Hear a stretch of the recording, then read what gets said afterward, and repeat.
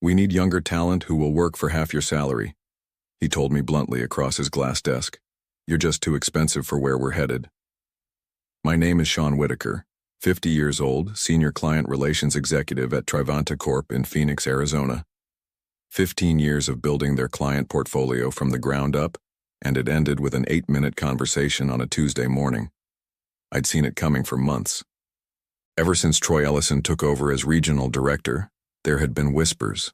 Restructuring, modernization, cost-cutting, all the corporate buzzwords that usually mean someone with experience is about to be shown the door. Troy was 34, wore tailored suits that cost more than my first car, and had a habit of talking about disruption like it was something you ordered at a coffee shop. During meetings, he'd glance at me with this look. Not dislike, just impatience. Like I was a landline phone in a room full of smartphones. Something that still worked but didn't belong. The market's changing, he continued, barely looking up from my personnel file. We need people who understand digital natives, social media engagement. You know how it is. I did know. I just didn't agree. I'd built relationships with our top clients through thousands of phone calls, hundreds of in-person meetings, and 15 years of solving problems that marketing algorithms couldn't touch. When James from Halcyon Manufacturing had production delays that threatened to bankrupt him, I restructured his entire payment schedule over a weekend. When Catherine from Westridge Holdings lost her husband, I personally delivered the contract extension so she wouldn't have to worry about business on top of everything else. But Troy wasn't interested in those stories. He was looking at my salary and seeing a number that could be cut in half with a 20-something replacement. I understand completely, I said, and shook his hand. He seemed relieved by my calmness, even thanked me for my professionalism. As I packed my office that afternoon, Lisa from accounting stopped by. She'd been there almost as long as I had. You okay? She asked, hovering in the doorway. I'm fine, I said, and meant it. They don't know what they're doing, she whispered, glancing down the hall. Troy's got the board convinced he's some kind of prophet. I just nodded and continued emptying my desk. What neither of them realized was that I wasn't angry. I was already thinking 3 steps ahead, because while Troy was looking at spreadsheets, I was remembering phone numbers, and promises, and 15 years of clients who didn't call Trivanta Corp. They called me. I came to Trivanta Corp when it was still called Western Business Solutions. 3 employees, a windowless office, and more ambition than clients. Back then, Harold Thompson ran the place, a former sales guy with a belief that business was built on relationships, not transactions. People signed contracts with people, he'd tell me, not companies. Remember that. I remembered.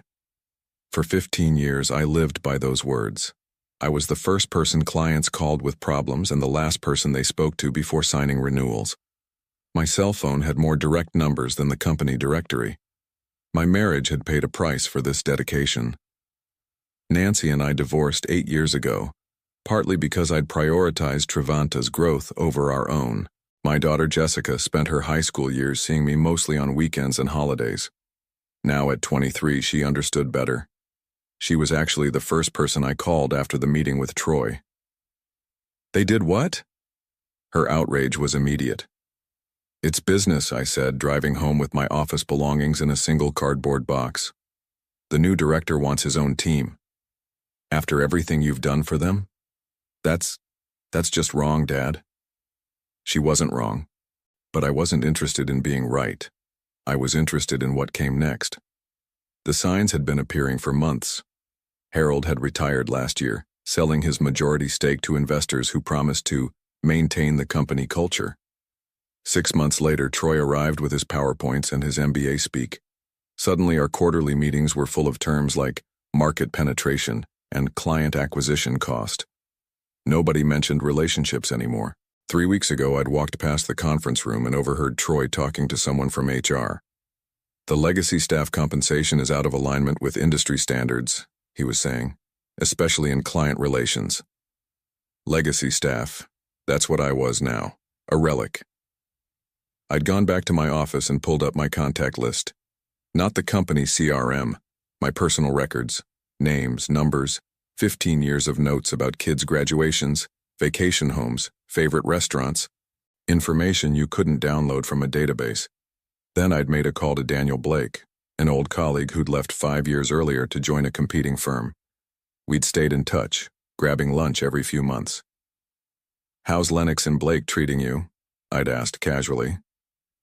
"Growing fast," he'd said. "Actually, we were just talking about expanding the client relations team." I remembered smiling. "That's good to know." The day Troy finally called me into his office, I already had Daniel's offer letter in my email inbox. 3 days after being let go, I sat in the parking lot of Crestwick Golf Club, watching Troy arrive for his 2 p.m. tea time. He was meeting with James from Halcyon Manufacturing, my biggest client for the past decade. From my car, I could see them shaking hands, Troy's enthusiastic gestures, James's polite but reserved smile. That's when it truly hit me. Troy wasn't just replacing me. He was trying to step into my shoes. He thought client relationships could be transferred like files on a computer. Meeting by meeting, handshake by handshake, he was planning to insert himself into the connections I'd spent 15 years building. I watched them walk toward the first tee, and something settled inside me. Not anger, clarity. I started my car and drove straight to Lennox and Blake's downtown office. Daniel met me in the lobby, surprised to see me. "I thought you were taking a week to think about our offer," he said. "I'm done thinking," I replied, "but I want to modify the terms." In the conference room, I laid out what I needed: complete control over client onboarding, my own team structure, and most importantly, no non-compete enforcement against my former clients. Daniel listened, then called in Patricia Lennox herself. "You're essentially asking to bring your client base with you," she said after I'd explained my plan. "I'm not taking anything that isn't already mine," I responded. "These relationships exist because of 15 years of work. The contracts might belong to Trevanta, but the trust belongs to me." Patricia studied me for a long moment, then nodded. "Make it happen, and the terms are yours." That evening, I sat at my kitchen table with a legal pad and my phone. I didn't feel vindictive. I felt purposeful. This wasn't about revenge. It was about respect for the work I'd done and the promises I'd kept. Jessica called while I was making my list. "How are you doing, Dad?" "Really?" I thought about it. "Better than expected," I told her. "Sometimes you need to get pushed out to see where you actually belong." "So what's next?" "I'm starting over." I looked down at my notes, 10 names circled on the page, but not from scratch. After we hung up, I opened my laptop and began drafting emails, not to clients, but to their assistants, the people who actually controlled access. People I'd always treated with the same respect as the executives they worked for. "Would you let them know I've moved to a new position? I'd appreciate a chance to update them personally." No pressure, no sales pitch, just the truth. By midnight, I had responses from 7 of them, all with the same message. They want to hear from you. I closed my laptop and slept better than I had in months. Tomorrow would be day 1 of showing Troy exactly what he'd thrown away. My first call was to James at Halcyon Manufacturing. No assistant screening, just direct to his cell. "Sean, I was wondering when I'd hear from you," he said, sounding genuinely relieved. "Had a golf meeting with your replacement yesterday. Spent 4 hours listening to him talk about synergy and not once asking about my daughter's graduation." "That's why I'm calling," I said. "I've moved to Lennox and Blake. But this isn't a sales call, James. If you're happy with Trevanta, that's all that matters to me." The silence lasted only a second. "Send me the paperwork," he said. "We follow you." By the end of the week, I'd had similar conversations with 6 other clients.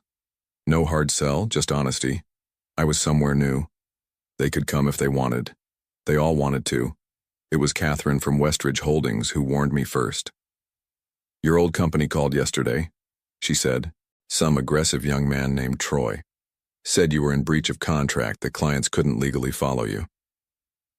I thanked her and immediately called Daniel. He connected me with Lennox and Blake's legal team, who confirmed what I already suspected. Troy was bluffing.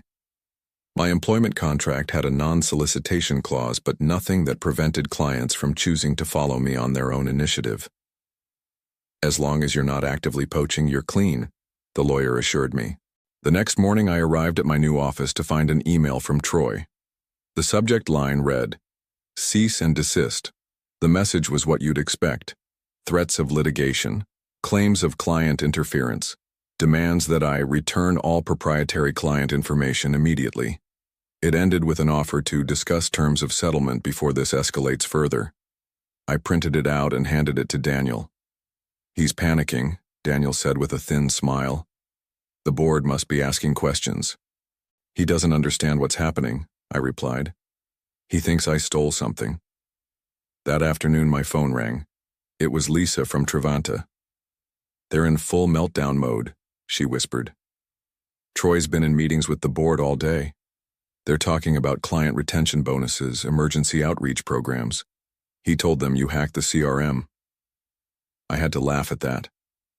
I've never even logged into the CRM. You know that. I know. That's why I'm calling. They're bringing in an outside firm to audit the system activity. When they don't find anything, they'll have to admit I didn't steal anything. I finished for her. Exactly. But Sean, be careful. Troy's scared.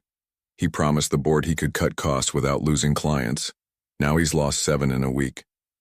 After hanging up, I called Patricia Lennox and updated her. She wasn't concerned about the legal threats, but she was impressed by the client transfers. 7 major accounts in 5 days, she said. Without a single sales presentation. I've never seen anything like it. It's not about sales, I told her. It's about trust. Just as I was leaving for the day, my phone buzzed with a text from a number I didn't recognize. "This is Troy Ellison. We should talk in person. Tomorrow 9 a.m. at Copper Blues downtown. This doesn't need to get uglier." I showed it to Daniel, who immediately advised against meeting. "He's desperate. Don't give him any ammunition." But I disagreed. I want to hear what he has to say. The next morning I arrived at Copper Blues 15 minutes early and chose a table in the back with a clear view of the entrance. Troy walked in at 9:05, scanning the restaurant until he spotted me. His confident stride couldn't hide the tension in his shoulders. "Thanks for coming," he said, sliding into the booth. "I think we got off on the wrong foot." I didn't respond, just waited. "Look," he continued, leaning forward, "what would it take to stop this client exodus? The board is breathing down my neck. Whatever Lennox is paying you, we can match it, plus a signing bonus." And just like that, I knew I had him exactly where I needed him. "I'm not interested in coming back," I said simply. Troy's professional smile faltered. "Then what do you want? A consulting arrangement? Finder's fees for the accounts you're taking?" I took a slow sip of my coffee. "You still don't get it, do you? This isn't about money." "Everything's about money," he replied with absolute certainty. "That's why you're losing." I set my cup down. Those clients aren't following me because I offered better rates or flashier service packages. They're following me because for 15 years I answered their calls on weekends. I remembered their kids' names. I treated them like people, not accounts. Troy's expression hardened. "Very touching, but let's be practical. Name your price to stop poaching our client list." "I haven't poached anyone. I haven't breached any contracts. I simply let people know where I landed, and they made their own decisions." He leaned back, studying me. "The board isn't happy. They brought me in to modernize things, streamline costs, not lose millions in accounts overnight." "And who did they blame when you told them?" I asked. His slight flinch told me everything. "That's not relevant." "It is to me." I leaned forward. "Because I'm guessing you didn't tell them the truth. That you fired the person responsible for maintaining those relationships without understanding what that meant. That you looked at my salary as a liability instead of an investment." Troy's jaw tightened. "They understand necessary restructuring comes with temporary disruption." "Is that what you call losing 30% of your revenue base in a week? Temporary disruption?" That hit home. His eyes widened slightly. 30%? It's 7 clients. 7 clients who represent nearly a third of Trevanta's annual billing, I clarified. But you wouldn't know that, would you? Because you were looking at salary spreadsheets, not client value reports. The color drained from his face. I knew then that he'd been selectively reporting the damage to the board. How many more are at risk? He asked, his voice lower. All of them, I said honestly. Every major client I handled for 15 years has reached out. I haven't even had to make the calls. He stared at me for a long moment. What happens if I go back to the board and tell them you've been actively soliciting our clients? That you took proprietary information? Then you'd be lying, I replied calmly. And your IT audit will prove it. I didn't take a single document, download a single file, or breach a single confidence. The only thing I took was 15 years of relationships that I built personally. You can't threaten me with falsehoods, Troy. He drew back as if I'd slapped him. How did you know about the IT audit? I just smiled. People talk to people they trust. That's another thing you don't understand about this business. Troy's phone buzzed. He glanced at it, and something in his expression changed. A flash of panic quickly suppressed. I need to take this, he said, standing abruptly. We're not finished. But as I watched him hurry outside to take the call, I knew we were. Whatever was happening at Trevanta was accelerating faster than he could control. Later that afternoon, Daniel stopped by my office with a puzzled expression. You just got a call from Harold Thompson, he said. Isn't that your former boss? The one who retired? Former boss and former owner, I corrected him. Did he leave a number? Said you'd have it. Also said, and I'm quoting here, the board called an emergency meeting. They want to talk to you yesterday. I nodded, unsurprised. Thank you. After Daniel left, I sat back in my chair, considering my next move. The pieces were falling into place faster than I'd anticipated. Harold wouldn't have called unless something significant was happening. I picked up my phone and dialed his number from memory. They're in a full panic, Harold said without preamble when he answered. When the board realized exactly which clients had left, they called me to ask what the hell was happening. I leaned back in my chair. And what did you tell them? The truth. That the reason Trevanta has had such a stable client base was because of you. That you were worth every penny they paid you and then some. I appreciate that, Harold. It's not about appreciation, he growled. It's about 15 years of work being flushed down the toilet by some kid who thinks business is run on algorithms. The board wants an emergency session. They're asking if you'd consider coming back. I wasn't surprised, but it wasn't what I wanted.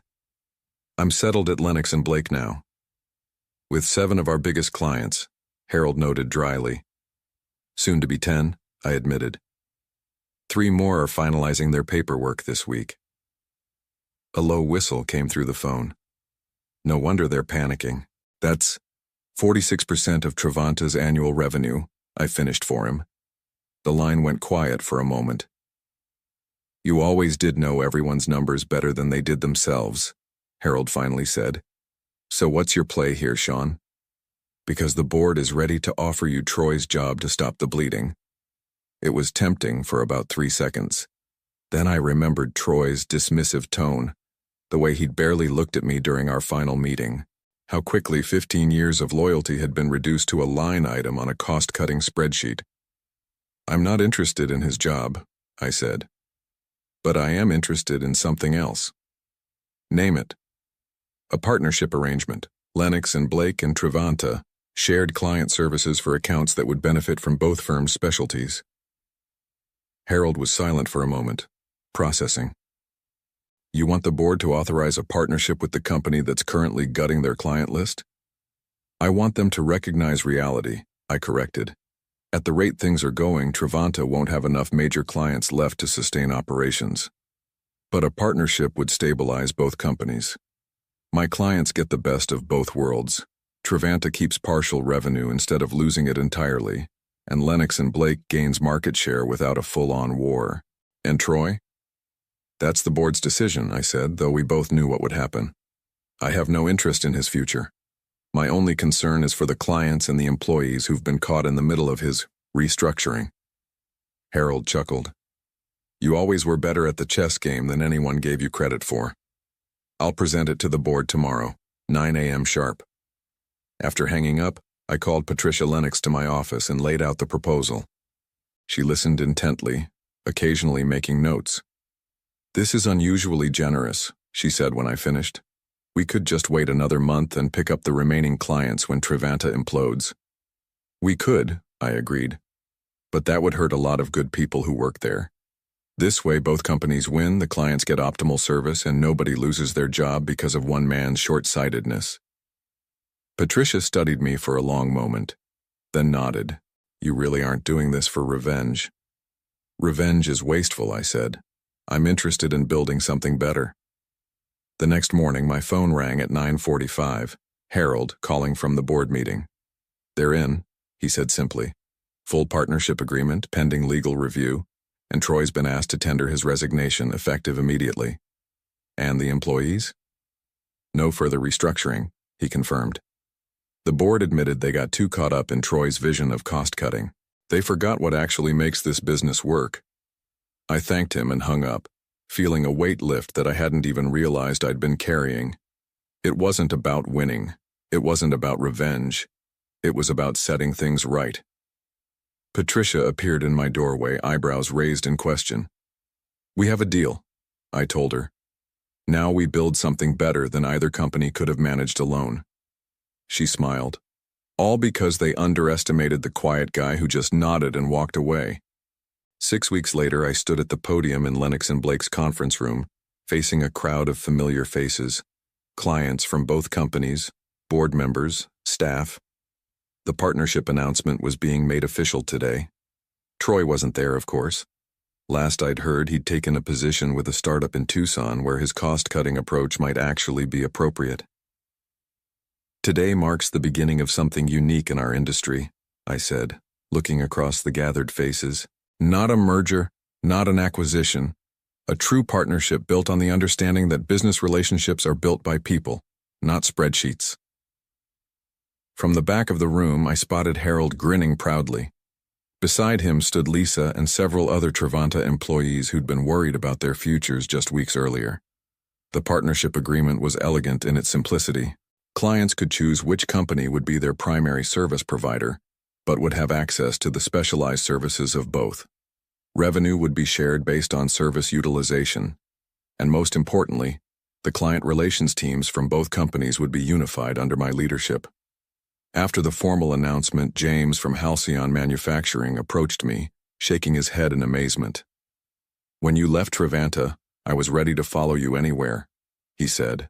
But this is even better. You turned getting fired into the best thing that could have happened for everyone except the guy who fired you. Catherine from Westridge joined us, nodding in agreement. That young man never understood what he was throwing away, she said. But we did. As the event wound down, Patricia Lennox found me by the windows overlooking the city. The board is calling it a masterstroke, she said. In 6 weeks, you've transformed both companies and secured client loyalty that should last for years. I shook my head. I just reminded everyone of something they already knew. Business isn't built on cost-cutting. It's built on relationships. And revenge? She asked with a slight smile. Was that part of it? The best revenge wasn't taking the clients, I replied, looking out over Phoenix. It was showing everyone the right way to keep them. 1 month after the partnership announcement, I left the office early to meet Jessica for dinner. She'd been following the whole story with a mix of pride and amazement. So technically, you're now more powerful than you were before, she said as we settled into our booth at the restaurant. I shrugged. It's not about power, it's about doing things the right way. Still, she persisted, the guy who fired you is gone. You've basically got 2 companies reporting to you now, and all your clients think you're some kind of business genius. I'm just a guy who answers his phone on weekends, I said, smiling. After dinner, I drove home to my quiet house, thinking about the journey of the past few months. From being unceremoniously dismissed to reshaping an entire sector of Phoenix's business landscape. It had never been about getting back at Troy. It had been about proving that what I'd built over 15 years had real, lasting value. The next morning, I arrived at my office to find a small package on my desk. Inside was a framed photo of the original Western Business Solutions team. Just Harold, myself, and two others, standing in front of that tiny first office 15 years ago. The note with it read simply, "People sign contracts with people. Never forget that. Harold." I placed the frame on my desk where clients would see it when they visited. A reminder of where it all started and why it mattered. Later that day, I had back-to-back meetings with clients from both Trevanta and Lennox and Blake. Not crisis management, not damage control, just the regular relationship-building conversations that had been my specialty for 15 years. As I picked up the phone to make my first call, I felt something I hadn't experienced in a long time, pure satisfaction. Not from winning a corporate battle, but from knowing that doing business the right way, the human way, still mattered. In the end, Troy had done me a favor. By trying to replace me with someone cheaper, he'd proven just how valuable I really was. And that was a lesson worth every minute of the journey.